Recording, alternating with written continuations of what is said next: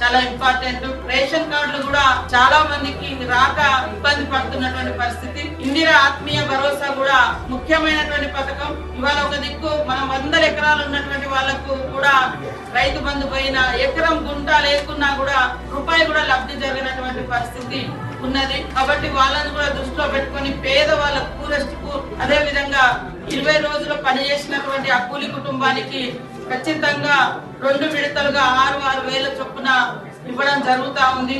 కాబట్టి అది కూడా పేదలకు న్యాయం జరగాలి, లబ్ధి జరగాలి, భరోసా అందాలి, రైతు భరోసా అందాలి. అదే విధంగా వాళ్ళ ఎంతో కొంత వాళ్ళ జీవన ప్రమాణాలు మనం మెరుగుపరచాలి. కాబట్టి దాని ప్రధానమైనటువంటి బాధ్యత అధికారుల మీదనే ఉంది.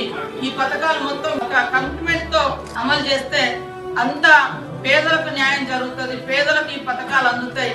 కాబట్టి అందరూ కూడా అధికారులు, ప్రజాప్రతినిధులు జోడెద్దుల్లాగా కలిసి పనిచేసి ఈ జిల్లాను అభివృద్ధి పదంలోకి తీసుకొద్దాం.